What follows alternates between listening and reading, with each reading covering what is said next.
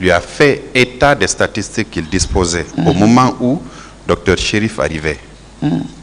Parce que il y avait des malades qui étaient à terre, non? Parce qu'il n'y avait pas suffisamment de place pour donner des lits à tous ces malades-là. Il y en avait qui étaient complètement par terre. Est-ce que M. Diaby ne vous a pas dit qu'à l'allure où vont les choses, il ne serait pas du tout bon de livrer les statistiques telles quelles? Il ne vous a pas dit ça? Non, non. Il ne vous a pas dit ça? Non, non, non. D'accord. Alors, je ne communiquais pas beaucoup avec lui. Non, ce jour, quand il est arrivé, vous étiez la première oui, la première responsable. Non, il ne m'a pas dit ça. Donc, vous étiez... Sinon, je n'allais pas enregistrer. Excusez-moi. Quand je parle, écoutez-moi, et je vais en faire autant. L'exercice serait beaucoup plus facile, docteur. Je m'excuse. Alors, de qui alors vous avez reçu des instructions de minimiser les statistiques?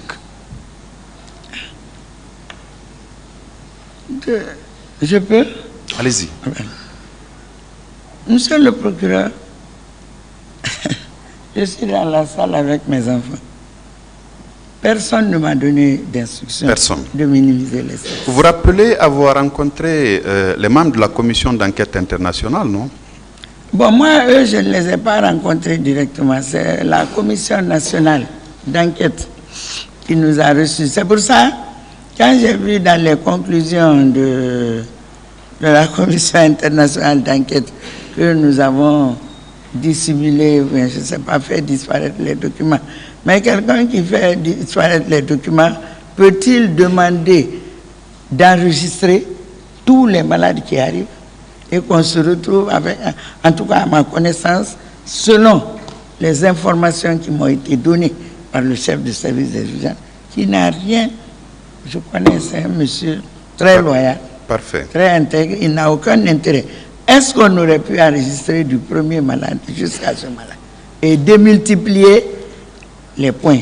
Madame Bensouda avait eu la même information, mais quand elle est arrivée, quel document elle a eu? Les manuscrits, le chef de service avait gardé tous les manuscrits et il les a montrés.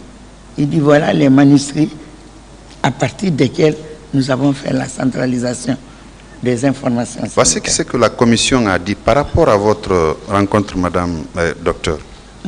Elle indique ceci.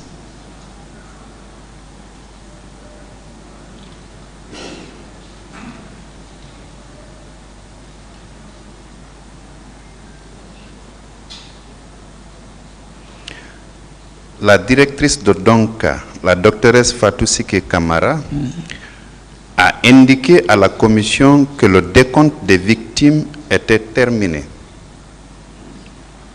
Partant du fait que les personnes qui se présentaient aujourd'hui dans les hôpitaux n'appartenaient plus au groupe de personnes blessées dans le cadre des événements du 28 septembre et cherchaient avant tout à profiter d'une éventuelle indemnisation. C'est vous qui avez dit ça à la commission? Moi, la commission internationale d'enquête, je les ai vus une seule fois lors d'une réunion, de leur réunion de travail au ministère de la Santé avec tous les cadres. Je n'ai pas eu de séance de travail avec eux. Parfait. Donc, je vous parlais tantôt de la conversation que vous avez eue avec Dr. Mais pourquoi on a enregistré jusqu'en février? Suivez-moi, madame.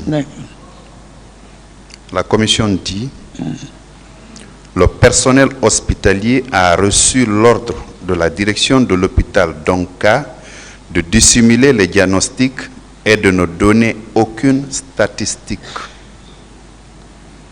Toute prise de contact de la direction de la commission avec les médecins et malades a du reste, dans un premier temps, été empêchée par les directrices des hôpitaux nationaux. Pour ça, c'est faux. D'accord. Et je vais vous demander, puisque ce n'est pas avec tout le personnel, l'administration est structurée. Il y a des chefs de service qui ont travaillé directement pour la gestion des victimes du 28 septembre. Vous pouvez aussi faire le même exercice et leur demander si à un moment donné, moi en tant que directrice, je leur ai demandé de dissimuler. Je ne pense pas si on se serait retrouvé avec toutes ces informations si on leur avait dit de dissimuler. Parce que Donka a reçu au moins les 90% des victimes des événements du 28 septembre 2009. Avant 2009, vous aviez fait combien de temps à votre poste? Avant septembre 2009? J'ai été nommé le 27 août 2008. 2008. Directrice générale de l'hôpital national. Donc vous aviez quasiment un an. Mm-hmm. Pendant cette année de gestion, les militaires venaient encercler l'hôpital, ils venaient sécuriser l'hôpital, les bérets rouges, pendant cette année-là? Non, mais chaque fois, c'est ce que je viens de vous dire. Pendant le temps que j'ai été à l'hôpital Donka, chaque fois qu'il y a un événement, un grand événement, si c'est un grand match de football où il y a beaucoup de blessés, les marches pacifiques que vous connaissez, où tous les malades, pratiquement les 80% se retrouvent à Donka. Oui. Il y a les victimes, par exemple, de noyades, de Roubane. C'est les policiers et gendarmes, voilà, en tout cas, qui viennent voilà, sécuriser. comme je ne suis pas spécialisé dans ce domaine, il y a toujours une sécurité. C'est les policiers et gendarmes qui viennent sécuriser les structures hospitalières en pareil cas. Pour éviter l'envahissement, pour discipliner la population. Bien. Mais ce jour 28 septembre 2009, vous êtes formel que c'est l'ambulancier qui allait vous chercher. Oui. Vous êtes venu et vous joindre à l'équipe médicale pour coordonner afin que tous les malades puissent bénéficier de soins adéquats. C'était votre rôle de médecin. Oui. Peu après 14 heures, quand les militaires ont compris que la plupart des victimes du 28 septembre, on les envoyait à l'hôpital Donka, proximité aidant, ils sont venus effectivement assiéger l'hôpital. Et c'est acquis au débat ici que quand ils sont allés, ils ont voulu forcer les médecins pour que ces derniers abandonnent les malades. Décoiffez-vous, monsieur. Pour que ces derniers abandonnent les malades à leur propre sort, il y a eu de jeunes médecins très courageux qui sont sortis en robe, en blouse. En blouse, je m'excuse, je porte la robe. Qui sont sortis en blouse et ils ont dit, tuez-nous. Nous sommes faits pour sauver des vies, nous ne sommes pas faits pour laisser les gens mourir.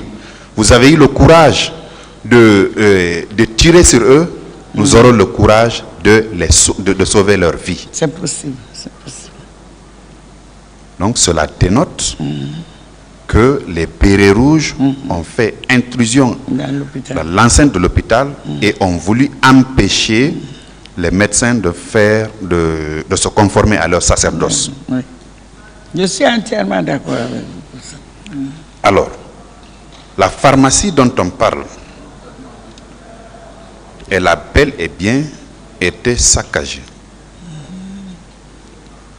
Et ces faits ont été perpétrés par des bérets rouges. Ce sont des bérets rouges qui sont venus. Ils ont forcé l'entrée de la pharmacie et ils y ont fait ce qu'ils ont voulu. Et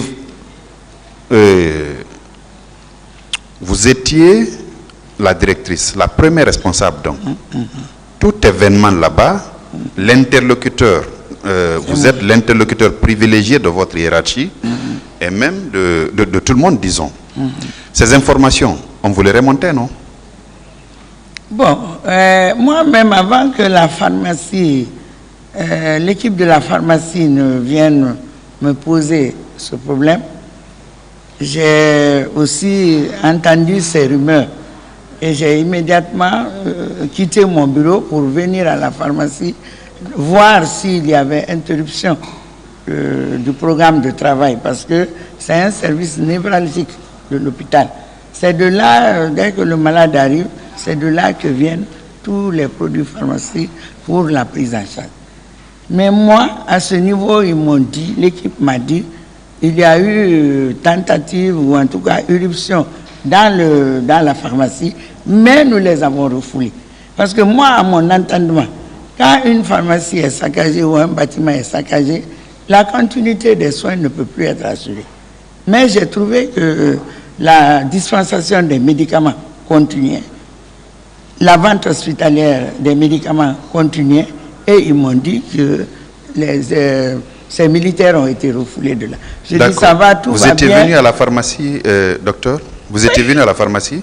Oui, je suis descendu. Vous n'avez pas constaté un désordre?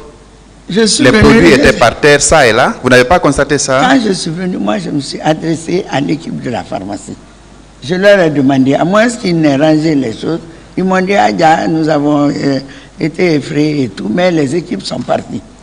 Bon, maintenant, je ne sais pas comment ils se sont organisés pour continuer le travail. Mais moi, je suis venu trouver qu'il n'y avait pas eu d'interruption de leur activité. Ça, je le certifie. Le rapport de la commission d'enquête internationale sur cette question dit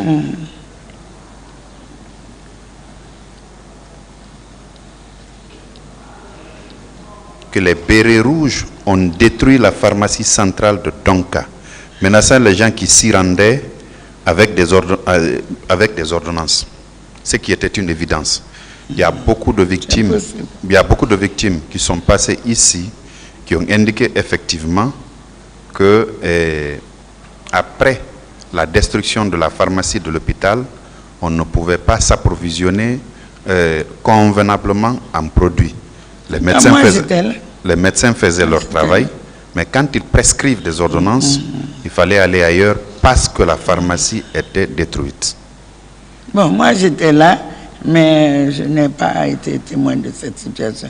Pour moi, la continuité des soins a été assurée. Et vraiment, on n'a même pas été confronté à cette époque à une situation de rupture. Pourquoi? Parce que chaque fois, d'abord, je vous dis déjà qu'en plus de ce que l'État a donné, les partenaires du secteur de la santé apportaient des dotations, en plus d'autres personnes ou d'autres sociétés, d'autres institutions.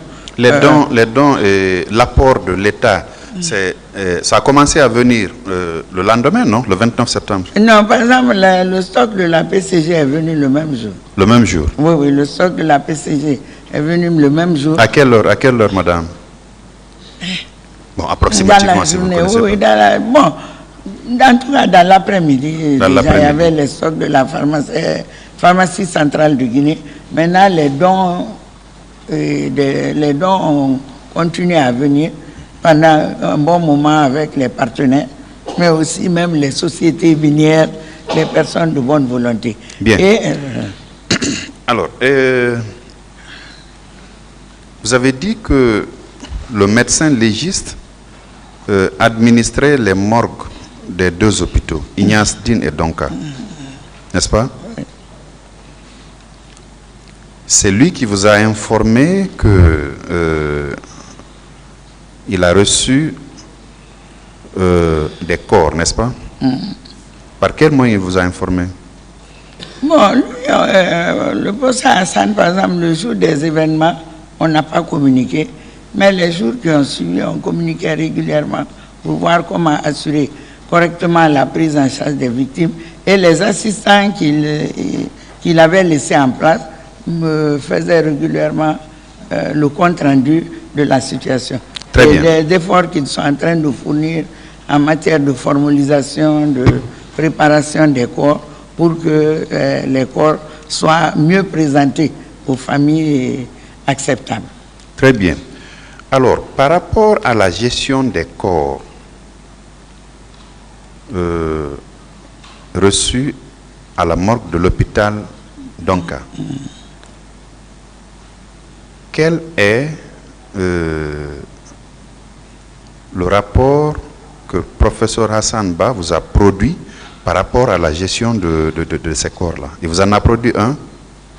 Bon, il n'y avait pas directement un rapport, mais les statistiques ont été fournis par l'unité, puisqu'on les appelait unités.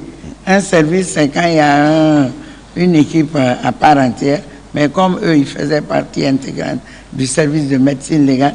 Donc l'unité de la morgue de l'hôpital Donka nous a communiqué des statistiques que nous avons mis dans nos supports statistiques aussi. L'équipe que le professeur Hassan Ba avait laissée sur place, ne vous avez pas dit que de ce côté aussi, les militaires étaient venus pour assiéger la morgue?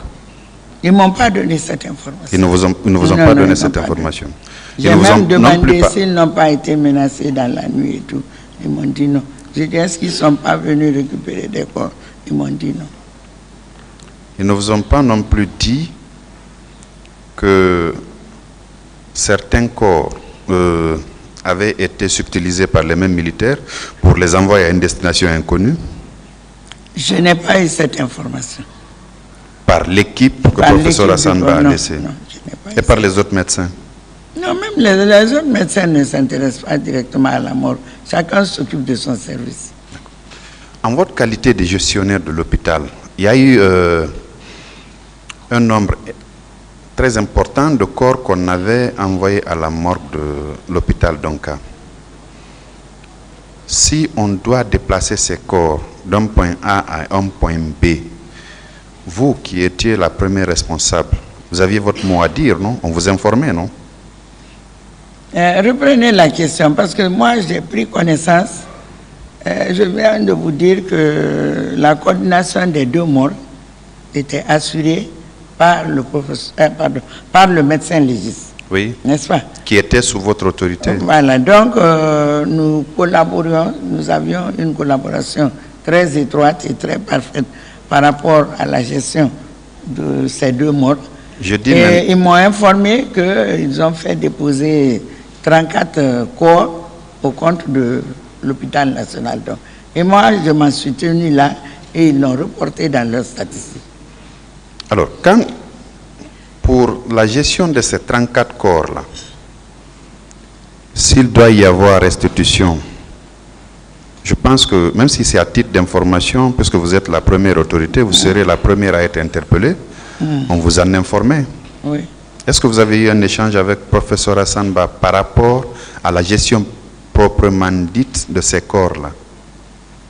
Oui, nous avons échangé parce que, vu notre professionnalisme, il fallait vraiment sauvegarder l'intégrité de ces corps. Donc nous nous étions préoccupés pour avoir suffisamment de formules pour leur prise en charge. Et même il nous avait dit que les linceuls et autres devaient être pris en charge directement par chacune des directions. Et donc tout ce qui a été demandé pour la gestion de ces corps au niveau de nos directions, les directions ont pris les dispositions pour que cette prise en charge soit assurée correctement en formulisation, en préparation des corps et en les linceuls jusqu'au jour de l'enterrement. Et donc, mais le détail, la technique pour la gestion des corps, ça, je vais toujours laisser les équipes des morgues gérer cette situation. Mais ils ne m'ont informé à aucun moment qu'il y a eu des corps qui ont été récupérés là. Peut-être que vous aurez l'occasion de les écouter aussi. Les corps qui avaient été formellement identifiés par leur famille, parce que le professeur Hassan Ba a indiqué que son travail avait consisté, un pan de son travail consistait à l'identification de toutes ces victimes-là. Ceux qui avaient été formellement identifiés, les corps avaient été restitués aux familles pour inhumation. Il vous avait informé avant d'y procéder?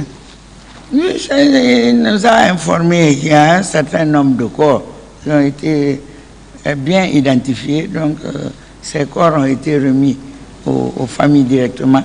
Et je crois ceux qui n'avaient pas encore été identifiés, c'est ceux qu'ils ont exposés au niveau de la mosquée Faisal. Pour cette exposition, donc, vous étiez informé, n'est-ce pas? Pardon? Vous étiez informé de cette exposition, n'est-ce pas? Oui, on nous avait informé les jours d'avant que le vendredi, puisque c'est jour de prière, et je crois que ça coïncidait aux 2 hôpitaux que les corps allaient être exposés au niveau de l'esplanade de la mosquée Faisal. C'est le médecin légiste même qui m'a donné cette On avait créé une commission de restitution de corps. C'est justement cette commission-là qui devait y procéder. Et puisque vous étiez la première responsable de l'hôpital d'Onka, vous faisiez partie des membres de cette commission? Non. Je n'ai pas travaillé avec cette commission.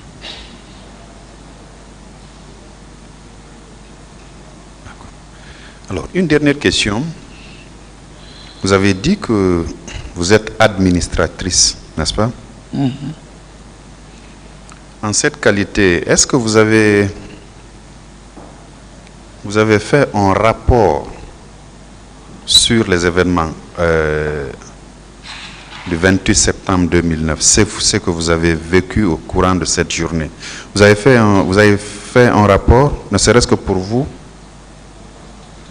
Bon, pour moi, j'ai une documentation personnelle pour ça, mais pour ce qui est de la gestion des victimes, nous avions fait quand même une notification bien fournie et qui vraiment présente toute la situation des victimes du 28 septembre 2009. Moins les statistiques que vous disposez là. Vous n'avez pas fait de rapport? En équipe avec le Comité national de crise sanitaire, un travail avait été fait et je crois a été soumis à l'autorité. Merci, docteur. Merci, monsieur le procureur. Merci, monsieur le président. On en a fini.